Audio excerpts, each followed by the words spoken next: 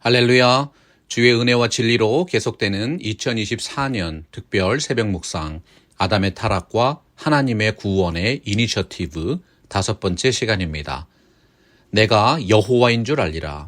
오늘 주신 말씀 출애굽기 7장 8절에서 25절 함께 보겠습니다. 여호와께서 모세와 아론에게 말씀하여 이르시되 바로가 너희에게 이르기를 너희는 이적을 보이라 하거든 너는 아론에게 말하기를 너희의 지팡이를 들어서 바로 앞에 던지라 하라. 그것이 뱀이 되리라. 모세와 아론이 바로에게 가서 여호와께서 명령하신 대로 행하여 아론이 바로와 그의 신하 앞에 지팡이를 던지니 뱀이 된지라. 바로도 현인들과 마술사들을 부르매 그 애굽 요술사들도 그들의 요술로 그와 같이 행하되 각 사람이 지팡이를 던짐에 뱀이 되었으나 아론의 지팡이가 그들의 지팡이를 삼키니라. 그러나 바로의 마음이 완악하여 그들의 말을 듣지 아니하니 여호와의 말씀과 같더라. 여호와께서 모세에게 이르시되 바로의 마음이 완강하여 백성 보내기를 거절하는도다. 아침에 너는 바로에게로 가라. 보라, 그가 물 있는 곳으로 나아오리니 너는 나일 강가에 서서 그를 맞으며 그 뱀 되었던 지팡이를 손에 잡고 그에게 이르기를 히브리 사람의 하나님 여호와께서 나를 왕에게 보내어 이르시되 내 백성을 보내라. 그러면 그들이 광야에서 나를 섬길 것이니라 하였으나 이제까지 내가 듣지 아니하도다. 여호와가 이같이 이르노니 내가 이로 말미암아 나를 여호와인 줄 알리라.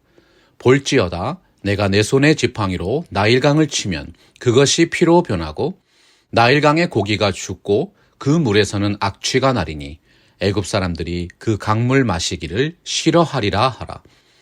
여호와께서 또 모세에게 이르시되 아론에게 명령하기를 내 지팡이를 잡고 내 팔을 애굽의 물들과 강들과 운하와 못과 모든 호수 위에 내밀라 하라. 그것들이 피가 되리니 애굽 온 땅과 나무 그릇과 돌 그릇 안에 모두 피가 있으리라.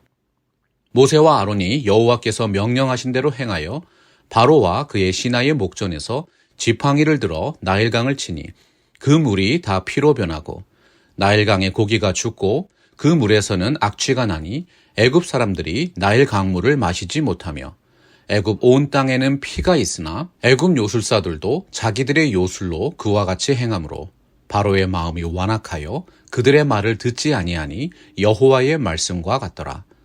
바로가 돌이켜 궁으로 들어가고 그 일에 관심을 가지지도 아니하였고 애굽 사람들은 나일 강물을 마실 수 없으므로 나일 강가를 두루 파서 마실 물을 구하였더라.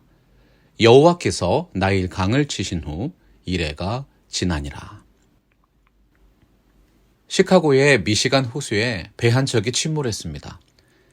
그때 한 대학생이 들어가서 23명을 구한 일이 있었습니다.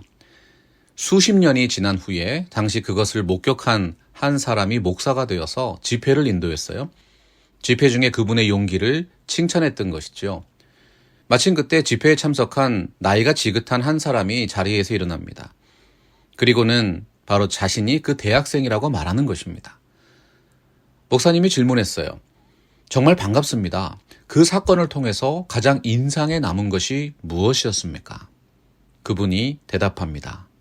가장 기억에 남는 것은 그 23명 중 단 한 사람도 고맙다는 말을 한 적이 없다는 사실입니다.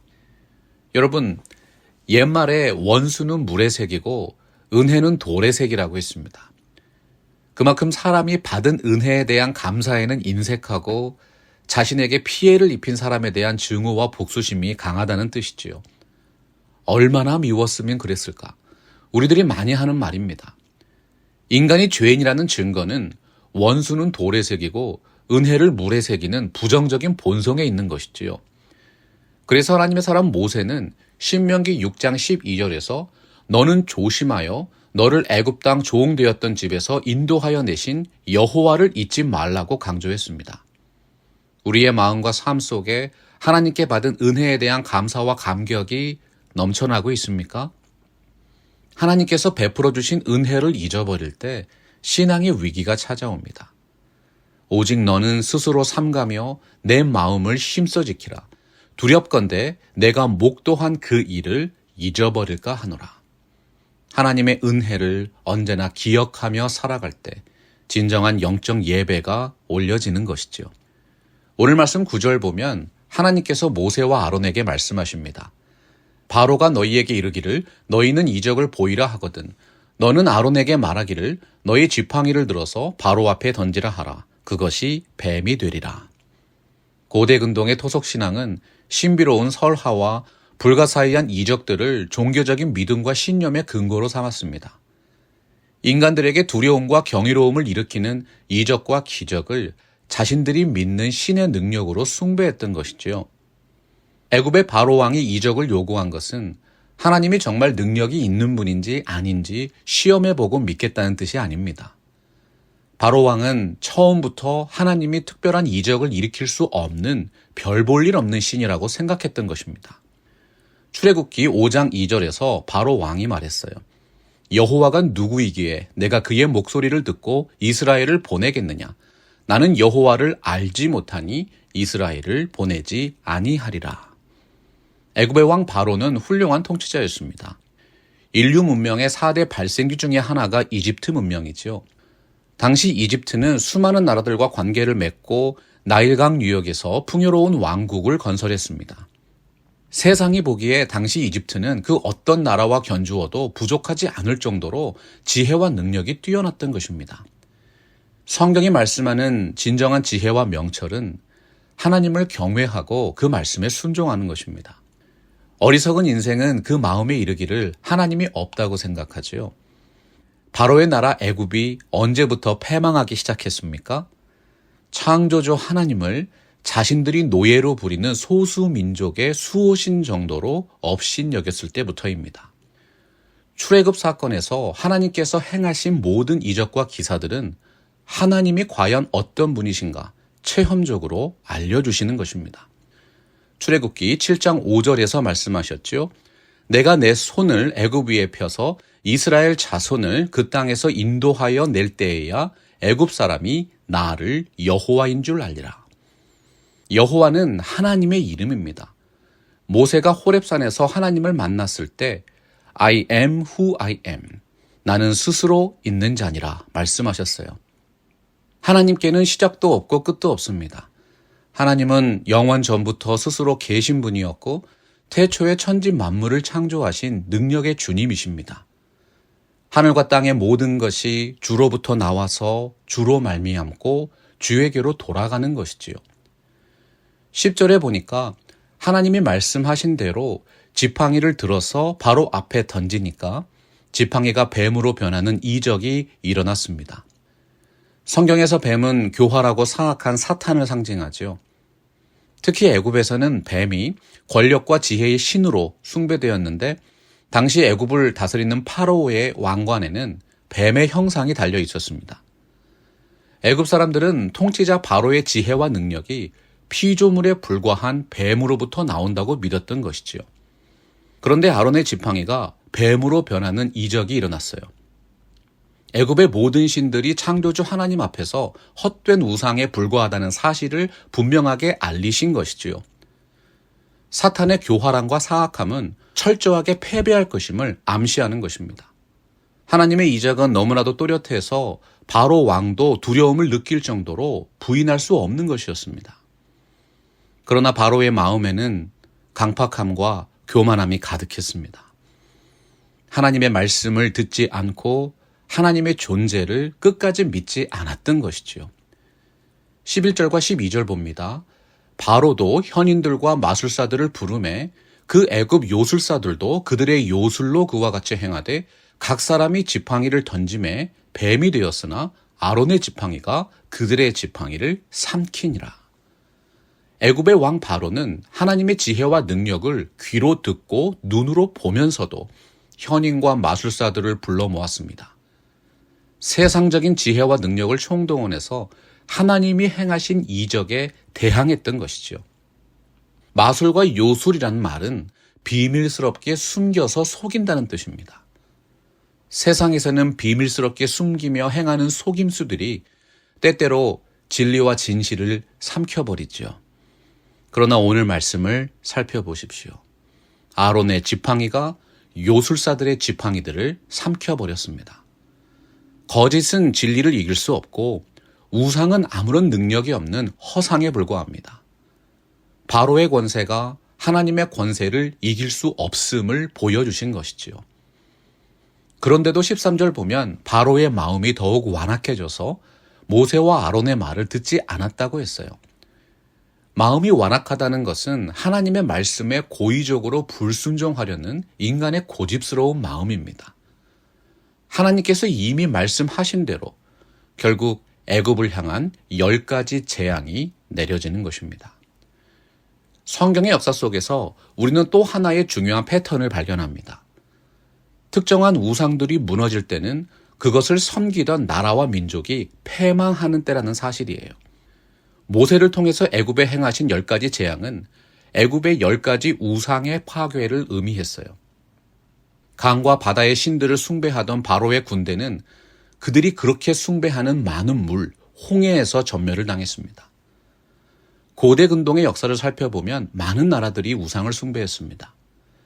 애굽의 번영의 상징이었던 우상신 크놈은 나일강의 수호신이었죠. 가나안 땅의 자연신인 바알은 풍요와 다산의 상징이었습니다.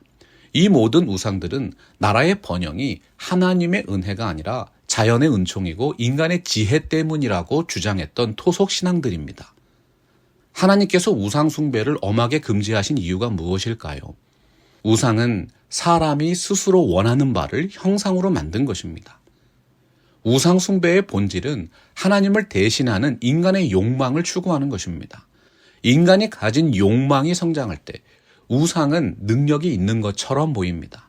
그 우상이 마치 인간들에게 축복을 주는 것 같은 착각에 빠지게 만드는 것이지요. 하지만 우상의 본질은 위기의 순간에 드러납니다. 이사야서 46장 7절 보면 그에게 부르짖어도 능히 응답하지 못하며 고난에서 구하여 내지도 못한다고 말씀했어요. 아무리 그 앞에서 몸을 찢고 간절히 빌어도 대답이 없는 것입니다. 우상은 생명이 없는 죽음 그 자체입니다. 하나님의 말씀 성경이 경계하고 있지요. 우상들을 만드는 자들과 그것을 의지하는 자들이 다 그와 같으리로다. 생명이 없는 우상처럼 우상을 숭배하는 자들도 죽음이라는 심판을 받게 되는 것입니다. 오늘 말씀 15절입니다. 아침에 너는 바로에게로 가라. 보라, 그가 물 있는 곳으로 나오리니 너는 나일 강가에 서서 그를 맞으며 그 뱀되었던 지팡이를 손에 잡고 말하라. 아침은 하루의 처음 시간입니다. 하루의 계획을 세우고 자신의 삶에 대한 새로운 시작을 다짐하는 시간이지요. 아침에 눈을 떠서 무엇을 바라보고 무엇을 생각하는가. 정말 중요한 습관입니다.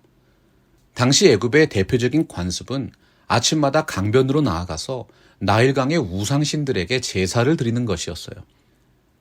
애굽은 나일강 하류의 비옥한 토지를 기반으로 세워진 나라지요.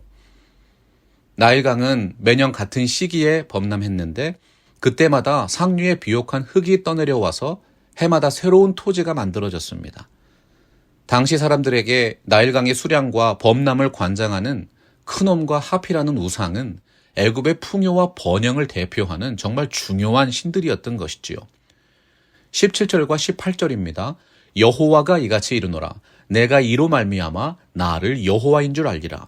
볼지어다 내가 내 손의 지팡이로 나일강을 치면 그것이 피로 변하고 나일강의 고기가 죽고 그 물에서는 악취가 나리니 애굽 사람들이 그 강물 마시기를 싫어하리라.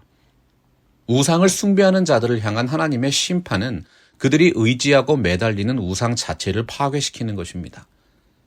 나일강을 친다는 이 말씀은 바로 왕과 애굽 사람들을 향하신 하나님의 심판을 뜻하는 것이지요. 피는 생명을 상징합니다. 애굽의 생명의 젖줄인 나일강이 피로 변하는 재앙이 일어납니다. 애굽의 모든 생명들이 죽음에 처할 것임을 암시하지요. 원래 흐르는 물은 썩지 않습니다. 그런데 강물에서 악취가 납니다. 애굽의 풍요와 번영의 원천에서 물고기가 떼죽음을 당하고 강물이 썩어서 악취가 나는 초자연적인 이적이 나타난 것입니다. 그러나 22절 보면 애굽 요술사들도 자기들의 요술로 그와 같이 행함으로 바로의 마음이 완악하여 그들의 말을 듣지 아니하니 여호와의 말씀과 같더라 되어 있습니다. 자신의 권력과 통치의 기반인 나일강이 피로 변하는 상황 속에서도 바로는 그 해결책을 하나님이 아닌 사람에게서 찾습니다. 요술사는 속이고 모방하는 자죠. 신약 성경에서는 우상의 능력을 대표하는 자들을 악마를 의미하는 데몬, 다이모니아라는 헬라어로 통칭했어요. 애굽의 요술사는 악마의 세력을 대표하고 있었던 것입니다. 마귀가 행하는 역사의 특징은 창세기 3장에서 묵상했었지요. 속임과 강압과 모방입니다. 요술사들이 행한 일들은 하나님의 능력과는 전혀 상관이 없는 악한 영의 속임과 강압과 모방의 역사였던 것입니다. 여러분, 그 열매가 무엇입니까? 24절입니다. 애굽 사람들은 나일 강물을 마실 수 없으므로 나일 강가를 두루 파서 마실 물을 구하였더라. 마귀가 하는 일들은 겉으로는 인간을 고통에서 구해주는 것 같지만 실제로는 고통을 더욱 가중시키고 결국은 헤어나올 수 없는 절망의 구렁텅이에 빠지게 만듭니다. 이 모든 재앙의 원인이 무엇이었어요? 거짓과 탐욕의 통치자인 바로의 완악함 때문이었습니다. 하나님을 인정하지 않으려는 인간의 완악함은 심지어 우리의 환경까지도 추한 모습으로 바꾸어 버리죠. 아담의 범죄 때문에 땅이 저주를 받았습니다. 노아 시대에는 사람들의 죄 때문에 온 땅이 물로 심판을 받았습니다. 여러분, 지금은 어떻습니까? 사도 바울이 로마서 8장 22절에서 말씀했습니다. 피조물이 다 이제까지 함께 탄식하며 함께 고통을 겪고 있는 것을 우리가 아느니라. 인간의 완고함과 죄악 때문에 온 천지 만물이 새로운 하늘과 새로운 땅을 고대하면서 지금 고통을 받고 있다는 사실이지요. 우상 숭배는 피조물인 인간의 본분을 망각한 행위입니다. 사도 바울은 로마서 1장 23절에서 썩어지지 아니하는 하나님의 영광을 썩어질 사람과 새와 짐승과 기어다니는 동물 모양의 우상으로 바꾸었느니라 말씀했어요. 살아계신 창조주 하나님을 감히 누구와 비교하겠습니까? 그런데 이 땅에 있는 수많은 인생들은 바로 그 위대하신 하나님을 썩어질 인간과 동등하게 취급하고 동물 모양의 우상으로 바꾸어 버린 것입니다. 오늘날 세상은 이 땅에서 살아가는 그리스도인들에게 언제나 신기한 기적과 이적을 요구합니다. 하나님이 정말 살아 계시다면 교회가 말이 아니라 능력을 보이라고 요구하는 것이지요. 여러분, 우리는 분별해야 합니다. 세상이 요구하는 신앙의 근거가 무엇입니까? 창조주 하나님을 믿음으로 보고 예배하는 것이 아니라 눈으로 보고 확인해야지만 비로소 믿을 수 있다는 생각들이에요. 세상은 사람들이 눈으로 보고 믿게 만드는 것을 지혜라고 부르고요. 손으로 확인시켜주는 것을 능력이라고 믿습니다. 애굽의 왕 바로왕 같은 완악한 인생들은 하나님의 말씀과 신령한 예배의 능력을 신뢰하지 않습니다. 오히려 사람의 지혜를 더욱 신뢰하고 마술사와 같은 세상의 능력을 간절하게 숭배하는 것이지요. 예수님께서 말씀하셨습니다. 믿음이 없고 패역한 세대여. 요나의 표적밖에는 보여줄 표적이 없느니라. 하나님은 우리가 볼 수 없기 때문에 역사 속에 숨어 계신 것처럼 느껴질지도 모릅니다. 그러나 하나님의 역사는 결코 은밀하지 않습니다. 이사야 선지자가 45장 19절에서 강조했습니다. 나는 감추어진 것과 캄캄한 땅에서 말하지 아니하였으며 너희가 나를 혼돈 중에서 찾으라고 이르지 아니하였노라. 사랑하고 존경하는 성도 여러분, 하나님은 그분을 믿는 자에게 분명하게 자신을 알리시는 하나님이십니다. 하나님은 그분을 찾고 구하는 자에게 분명하게 역사하십니다.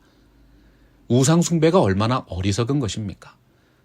우상은 인간이 만든 것이기 때문에 눈으로 볼 수 있습니다. 그러나 모양만 있을 뿐 실제로는 아무런 능력이 없습니다. 살아계신 하나님은 우리의 기도에 분명하게 응답하십니다. 껍데기밖에 없는 우상을 의지하는 사람, 겉으로는 살아있지만 실제로는 죽은 자와 마찬가지인 것이지요. 내가 여호와인 줄 알리라. 출애굽 사건은 살아계신 하나님은 어떤 분이신가 더욱 또렷하게 보여주는 하나님의 역사입니다. 우리 삶의 진정한 주권자는 오직 한 분 하나님이심을 믿습니다. 오늘도 우리와 함께 동행하시는 하나님만을 의지하며 하나님이 허락하신 은혜와 진리 가운데 믿음으로 살아가시는 복된 인생 되시기를 주님의 이름으로 축원합니다. 말씀 앞에서 경외함으로 주께 홀로 섭니다. 생명의 말씀 읽고 순